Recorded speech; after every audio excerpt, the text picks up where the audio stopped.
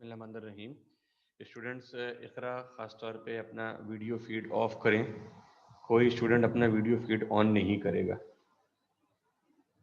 आप लोग मेरी आवाज़ सुन सकते हैं और अगर शेड स्क्रीन देख सकते हैं तो काइंडली चैट के ऊपर जवाब दें।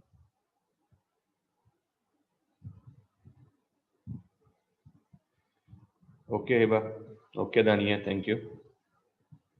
और सीआर अटेंडेंस का ख्याल रखें, स्क्रीनशॉट मुझे अटेंडेंस की भेजिएगा, ठीक है, ताकि ये पता चले कि कितने लोग जो हैं वो हमारे पास हैं और कितने एब्सेंट हैं। और इसी हवाले से जो है एक चीज़ और रखिएगा कि अगर मैं बीच में लेक्चर को देखने की वजह से नहीं एडमिट कर सकूँ लोगों को, तो बस मुझे रिमाइंड करा दीजिए। कोई सवाल भी आप पूछना चाहें तो चैट के ऊपर पूछ सकते हैं, मुझे नज़र आ रहा है यहाँ पे, ठीक है। तो हम अब अपना जो सेशन है उसको स्टार्ट करने के लिए जा रहे हैं दोबारा से, ठीक है। और देखिए ये जो स्लाइड थी, that was the last slide that we have discussed, okay. That was the last slide that we have discussed inhalation, and we have discussed that the inhalation is an active process during normal quiet breathing. The diaphragm and external intercostal muscles, they contract. Diaphragm is the most important because 75% of the air enters the lung during a normal quiet breathing. With the help of the diaphragm, it flattens and it lowers down,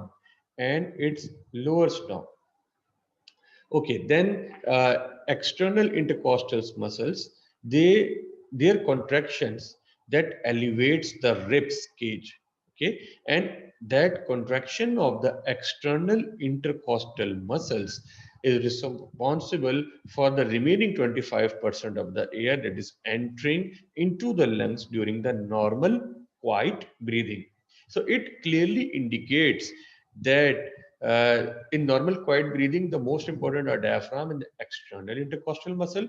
But we have also other important muscles of inhalation as well as exhalation for forceful breathing.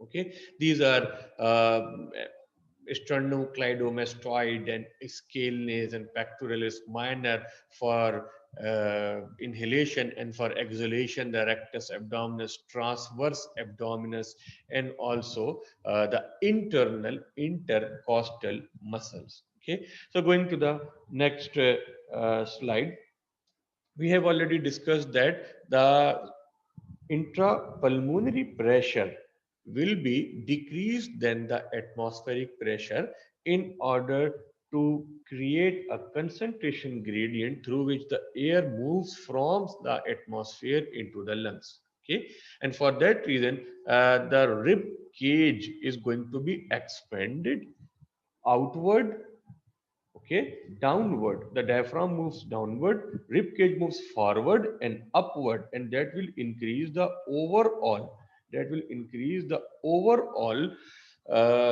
size of the rib cages or thoracic cavity. Lungs through the pleural membrane are attached to it, so also the lungs are going to be expanded, and that creates a decrease in the intrapulmonary or intraalveolar pressure, and that results in decrease the pressure from 762 towards 752. We'll discuss that later on when we see the diagram and the flow chart. So you can see over here, these are the additional muscles for inhalation: sternocleidomastoid that can pull up the rib cage, also helped by the scalenus, whereas we have external intercostal muscles that also are very important in normal quiet breathing, and it lifts the rib cages towards the upside. The arrow movements shows the contraction of the muscles. Diaphragm, this is a dome shaped diaphragm, it moves downward. The diaphragm moves downward. Then we have on the right hand side the muscles of exhalation. Normally, the elastic in the normal quiet breathing, the elastic recoil of the diaphragm and external intercostal muscles are sufficient. But in forceful exhalation, when you need to discharge more and more carbon dioxide from the lungs into the atmosphere, then what happened that the external intercostal muscles and diaphragm, along with that other muscles, contract. External intercostal and diaphragm relax during exhalation, whereas there are a number of muscles that contract during exhalation when the exhalation is active in forceful exhalation. The result is the decrement in the size of the thoracic cavity and decrement in the size of the lungs as well. Okay.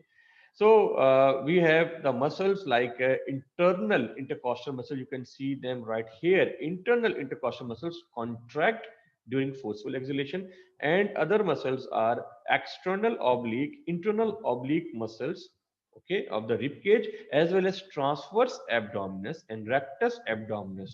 This is the rectus abdominis, and this is the transverse abdominis. So the contraction of these muscles is required for the forceful exhalation process. It's also help in sneezing and coughing and also shouting. Okay, so because of the contraction of these muscles, uh, we can exhale more and more quantities of air from the lungs into the atmosphere. Then see this diagram. You can see the movement of the rib cage. This is the position of the sternum during exhalation, and see that outward is the position of the sternum during the inhalation.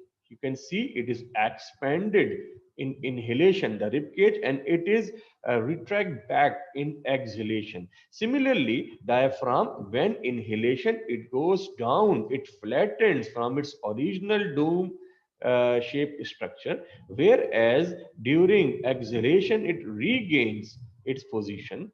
Okay, and its position is just like the movements up and down movement of the handles of the bucket. The bucket have been shown over here, and here you can see the movement of the handle of the bucket. Similarly, the diaphragm moves upward during the exhalation and downward during the inhalation process. Pressure in the lungs is greater than the atmospheric pressure during the exhalation because of the decreased size of the lungs. And because of that, normally the exhalation is a passive process and the muscles relax instead of contraction. Which muscles? These are the external intercostal muscles and the diaphragm. And it based on the elastic recoil of the chest wall, okay, and lungs from the elastin fibers and surface tension of the alveolar fluid. The surface tension also create tension, and then because of that tension, after the contractions have been ended, the phrenic nerve that is responsible for inducing the contraction of the diaphragm and the external intercostal muscles, the stimulation from the phrenic nerve is going to be stopped, and resulting is a recoil or reciprocal relaxation. Okay, and also this is because of the position of a certain kind of the protein that is known as the elastin protein. The elastin protein. Then the elastin protein is present in the lungs, and it provides the lungs elasticity and ease of contraction and as well as relaxation.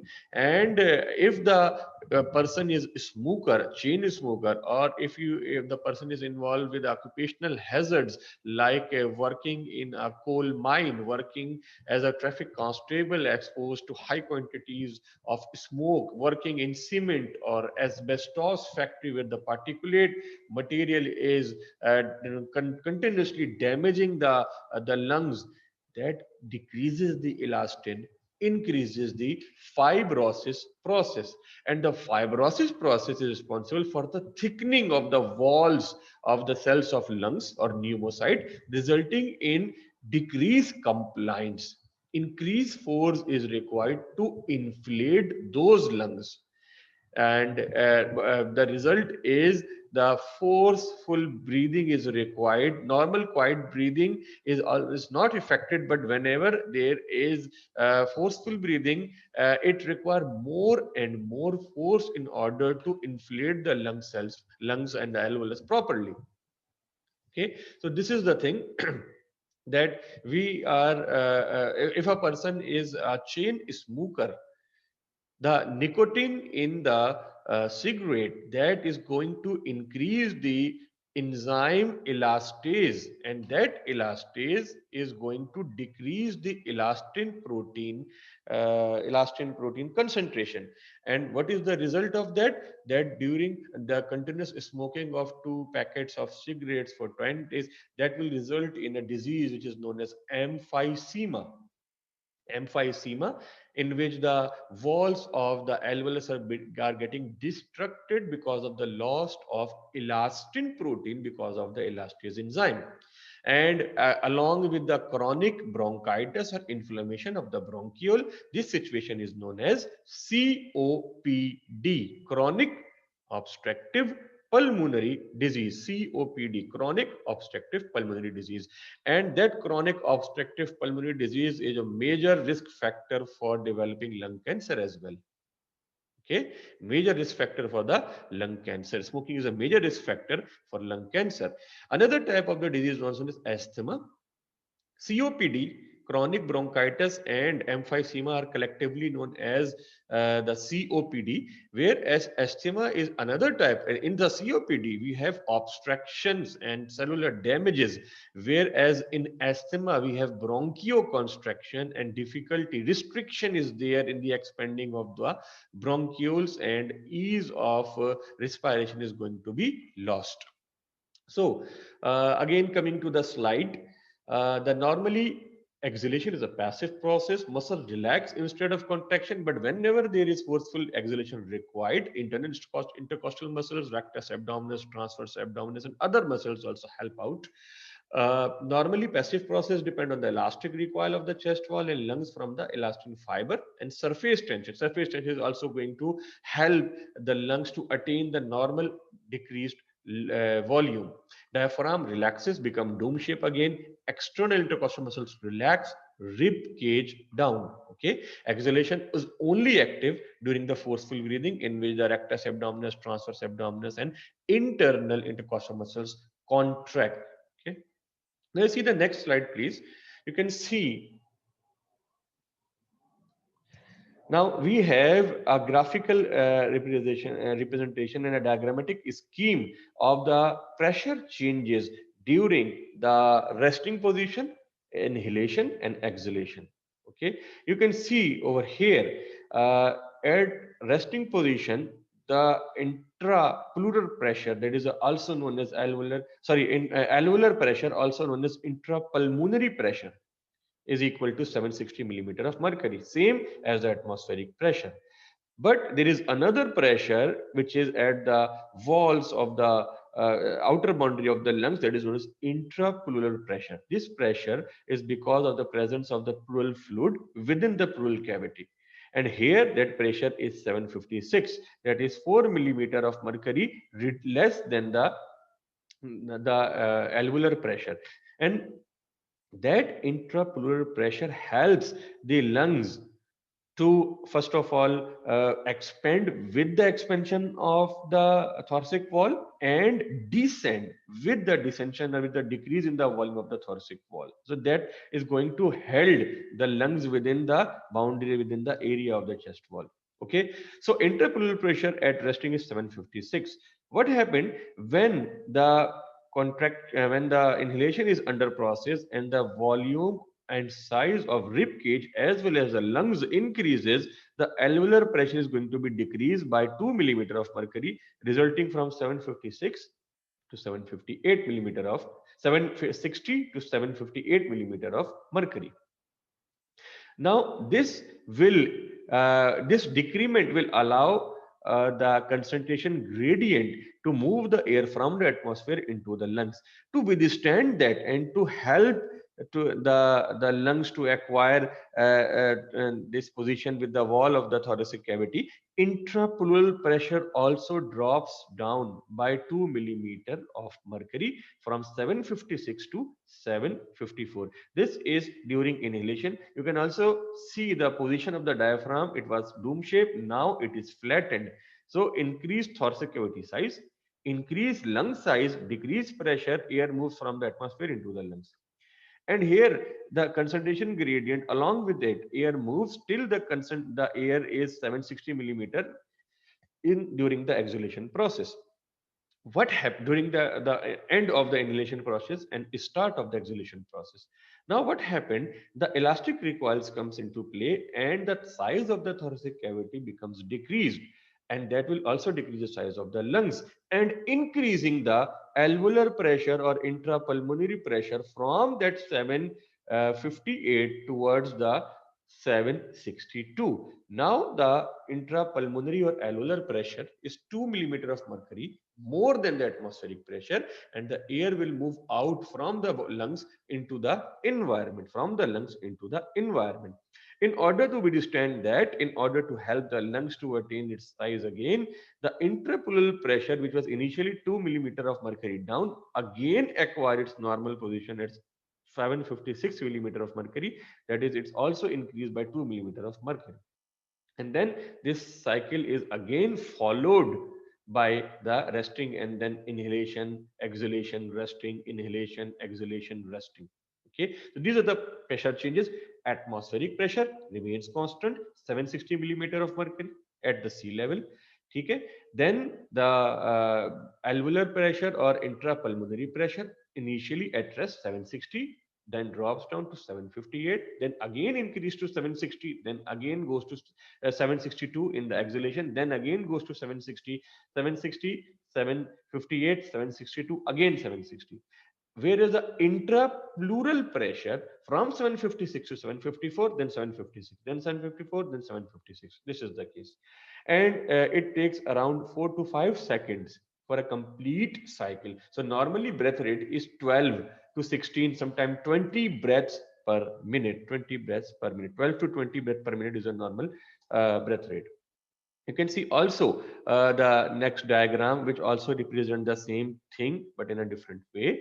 You can see during normal quiet inhalation, the diaphragm and external intercostal contract, muscles contract, and with the help of the muscles sternocleidomastoid, scalenus, and pectoralis minor, labored inhalation or forceful breathing is accomplished, and this will result in the increment of the thoracic cavity size and volume. And as the with the pleural membrane lungs are attached to the thoracic cavity, they also expand, creating a decrease in the intrapulmonary or alveolar pressure from 760 to 758. And then with normal quiet exhalation, the diaphragm is now going to relax and attain its dome shape again. External intercostal muscles relax, and this will create a decrease in the size of the thoracic cavity as well as a decrease in the size of the lungs. With the forceful exhalation, other muscles also contract and help to excrete or to exhale more and more quantities of the air into the environment. And these muscles are abdominal muscles, rectus and transverse abdominis, and internal intercostal muscles especially. Okay, and that will result in a decrease in the thoracic cavity size, increase in the intrapleural pressure from that 758 towards the 762, and now the air moves from the lungs into the atmosphere and the cycle continues. Atmospheric pressure always and always remains same, generally at 760 millimeter of mercury at the sea level. See the next diagram, air pressure differences. It is also being shown that what are those factors that govern the passageway and the in and outs of the air. Okay, one is very important one, that those factors that drive the airflow, rate of the airflow, and the ease of the pulmonary ventilation. First of all, surface tension of the alveolar fluid. Alveolar fluid is there, that causes surface tension because of the hydrogen bonding of the alveolar fluid that contains majorly the water, and it causes alveoli to assume and acquire smallest possible diameter. Okay, and 2/3 of that lung elastic recoil is because of the surface tension that is required. But when the surface tension is active, it will create difficulty for lungs to expand again. So this is overcome by the surfactant. So more the surfactant, more easy will be the breathing. Less the surfactant, difficult will be the breathing. More surface tension, difficult will be the breathing. Lung compliance, another thing. High compliance lungs and chest wall create the easiness in the breathing process, and lungs are going to expand more easily. That lung compliance is dependent on the elasticity. Majorly elasticity is the presence of the elastin protein, and more elasticity, more easier to breathe, and vice versa. So I have already told you that the smokers and other person in the cells of the lungs are being damaged by continuous fibrosis, thickening of that walls of the alveolus, results in labored breathing because of the decrease in the elastin, the nicotine in the smoke that activate the elastase enzyme that resulted in decreased elastin quantities. They degrade the elastin. And the third and very important is the airway resistance. Decrease the size of the bronchiole, difficult will be the passageway of air. Okay, so bronchoconstriction, bronchodilation, very difficult to breathe. That is in case of asthma. That is in case of asthma. And also, if the diameter of the bronchiole is going to be increased, the breathing will be very easy. So sympathetic nervous system and epinephrine, adrenaline are going to basically ease up the breathing process, especially in the fight and flight you can see. But and also the patients of the asthma, they are also being provided with such drugs, steroids and beta agonists that create the adrenaline like effect. Whereas the parasympathetic nervous system is responsible for decreasing the size of the bronchiole. Okay, so acetylcholine decreases the size of the bronchiole. So the diameter of the bronchioles is being regulated by the interplay of the parasympathetic and the nervous sympathetic divisions innervation. It is an interplay of the acetylcholine and adrenaline. Okay, then goes to the next slide, lungs volumes and capacities. Lungs volumes and capacities are some measures which uh, are of having diagnostic value, and we have checked that okay, in normal person, healthy person, we have such capacities of the lung. A lung can withstand with how much quantity of the air, what is the breath rate, what is the depth of the respiration. So lungs volumes and capacities tell us that whether there is a problem in the lungs or not.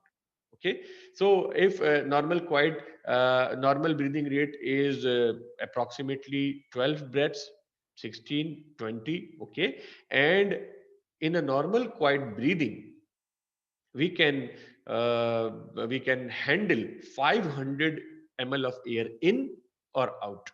Okay, so minute ventilation is the total volume of the air inhaled and exhaled each minute. Is the capacity of the lung, is actually the volume of the lung that enables lungs to carry how much quantity of the air inside. Normally it is 6 liter. How? Minute volume, let's suppose if the breath rate is 12, okay, and 500 ml of the air is being handled, so 12 multiplied by 500 is 6 liter per minute.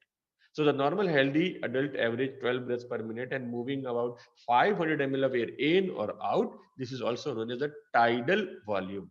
So next slide will be the last slide of today. But why the last? Because I have to explain that thoroughly. What is that? This you can see on your screens is a spirogram. Okay, it is a spirogram, a graphical representation of the working capacities and volumes of lung. It is being attained by a process of spirometry, measurement of the lungs capacities and volume. And that instrument which is used is known as spirometer. We have manual spirometer as well. We have digital type of the spirometer as well. Okay, and through that we can check the efficiency and working of the lungs of a person or a patient. We can distinguish whether which kind of the disease is there, either obstructive disease, that is COPD, chronic bronchitis, or emphysema, or whether it is a restrictive type of disease, that is asthma.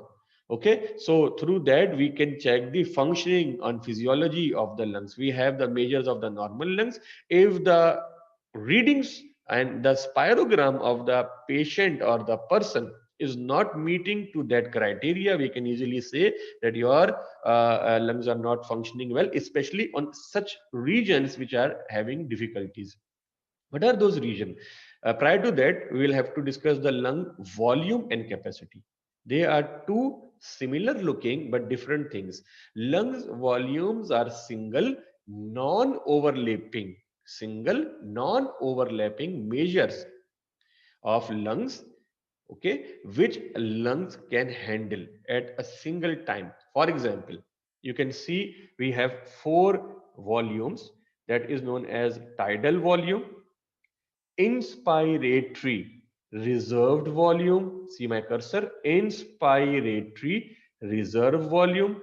Then we have expiratory, reserve volume, and at the end we have residual volume. Residual volume. These terminologies are self-explanatory. So, starting from the tidal volume is actually the volume of air which is handled by the lungs in normal quiet breathing. It is 500 ml or half a liter. Okay, so you can see half a liter out, half a liter in, half a liter out, half a liter in. Okay, so that create a tide like structure, a wavy structure, tidal volume, by the name tidal volume. Okay, you can see it moves from that uh, 2.5 liter, that is 2500 ml, till 3 liter or 3000 ml mark, tidal volume. Then someone, let's suppose I am taking that reading of myself, then the doctor told me that you have to to exhale each and every bit of air you think you can voluntarily get out. So forceful exhalation, after the forceful exhalation will reach toward the end of the respiratory reserved volume. So what is expiratory reserve volume? It is the amount of the air you can exhale voluntarily after that tidal volume. Okay, so in females approximately its reading is around 700 ml, and in males, healthy males, it is around 1200 ml. Expiratory reserve average value is 1 liter approx. Value is 1 liter approx. So we have difference in the handling of the air of the lungs because of different factors, like first of all, age, increase age or decrease age. Children and the geriatric or old age person, they cannot handle the air and cannot fill the air well as the young person can do. And again, gender, females having short stature, decreased muscle mass, decreased lung size, decreased muscle mass of the contraction of the inhalation and exhalation muscle. So women's are actually having decreased volumes of and capacities of the air as compared to the males. Then tall person having larger lungs, larger surface area, so they have more capacities and volumes than the shorter person. Okay, healthy person got more volume and capacities than the ill persons. Okay, athletes and aerobics, person that are involved in the aerobics and athletes, they have more volumes and capacities in comparison with the normal person. So these are some things that is related to the how much volume and capacities are there. So again, going to that, expiratory reserve volume is the amount of the air you can forcefully exhale, but no matter how much you powerfully exhale, some amount of the air always and always remains in your lungs, and that is known as residual volume. Residual volume. And residual volumes is approximately 1.1 to 1.2 liters. That air enables the opening of your passageways at all times. You cannot evacuate this residual volume air from your lungs. Okay. Then inspiratory reserved volume. When you have a very deep breath, maximum deep breath, above that tidal volume, this is the tidal volume height, above that is the capacity to inspire, inspiratory reserved volume. Okay, so after a forceful inhalation, this is the peak, and you can have approximately 3.1 liter, 3100 ml for the males, and 1.9 to 2 liters for the females. Generally, it is a range inspiratory reserved volume. So we have covered all the volumes: residual volume, expiratory reserved volume, inspiratory reserved volume, and the tidal volume. These four are the major volumes. Now capacities are the sum of that volumes. Capacities are the sum of these volumes. For example, inspiratory capacity is the sum of inspiratory reserved volume added with tidal volume. So tidal volume plus inspiratory reserve volume, this is approximately 3.6 liter for male and 2.4 liters for female. Then vital capacity is the addition of expiratory reserved volume with the inspiratory capacity. We have three volumes over here: inspiratory reserved volume, inspiratory reserved volume over here, expiratory is a volume over here, and tidal volume. So these three volumes will give you vital capacity. That vital capacity you have a hold of, you have a control of. You have a control of expiration, and you have control of inspiration. So approximately it is equal to 4.8 liter and 3.1 liter for female, 4.8 liter for male. Then total lung capacity, sum of all the volumes, that are the inspiratory reserve volume, tidal volume, expiratory reserved volume, and residual volume, the volume you cannot control, you cannot evacuate that air. So this is the total lung capacity, approximately equal to 6 liter for male and approximately equal to 4.2 liter for female, or for the shorter. We have a range over there. Okay, so this gives you an idea of the lungs volumes and capacities. We'll discuss that inshallah on the next class as well. Quickly, if you want to ask questions, we have some time. You can ask question and I will respond accordingly. Okay, you are encouraged to ask the question.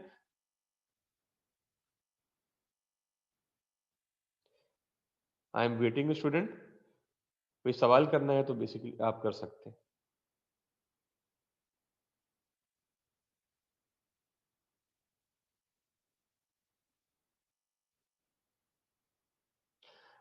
CR से मैं request करूंगा कि वो attendance का ख्याल रखें, और जरा बी ग्रुप की आज अटेंडेंस बहुत कम थी, तो बी ग्रुप के सीआर को खास तौर पे मैसेज मेरा दे दीजिएगा कि वो खुद भी मौजूद रहें और बाकी लोगों को भी इंश्योर करें कि वो मौजूद रहें. जी students, can you listen me?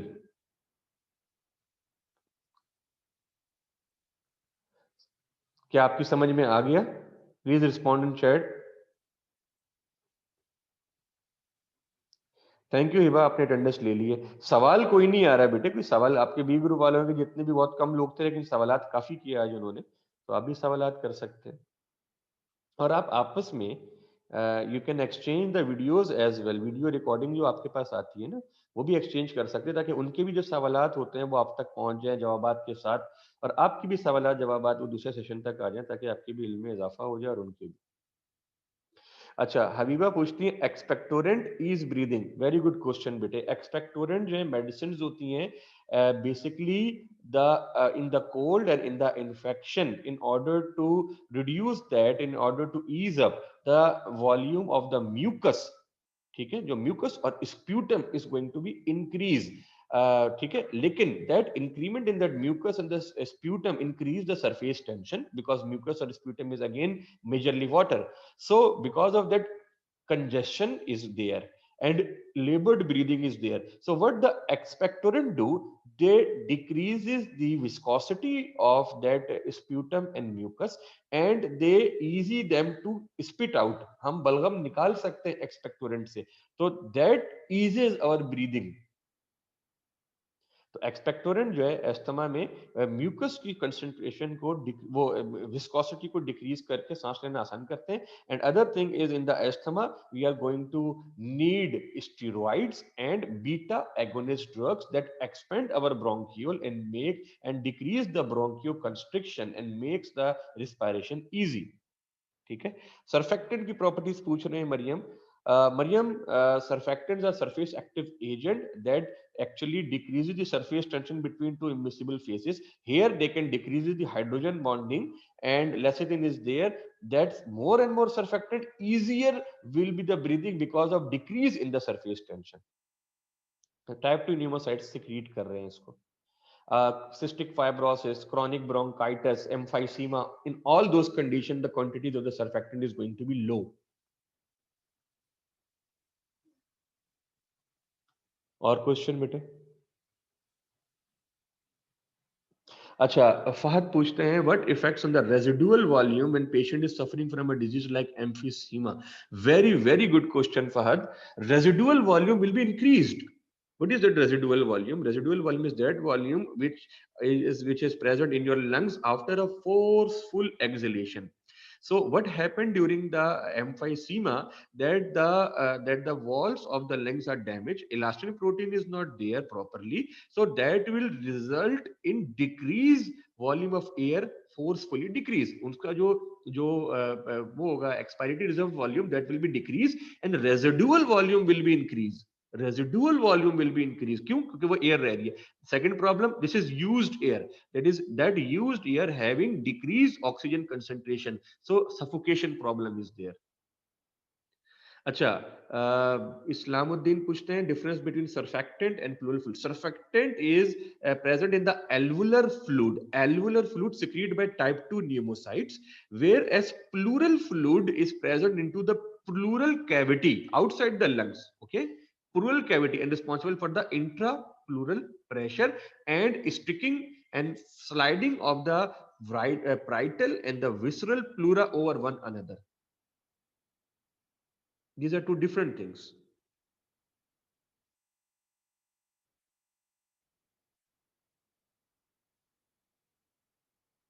Tidal volume बेटा सिंपल इनहेलेशन एक्सहेलेशन जो नॉर्मल क्वाइट ब्रीदिंग होती है उसमें 500 ml of air in, 500 ml of air out. तो दैट इज द, और ये जो है वो एक वेवी स्ट्रक्चर जो बना रही है, तो टाइडल कह रहे हैं. Tidal volume normal quite breathing में है. इसमें जो है वो सब डायफ्राम और एक्सटर्नल इंटरकॉस्टल मसल्स इन्वॉल्व होते हैं. Next question please.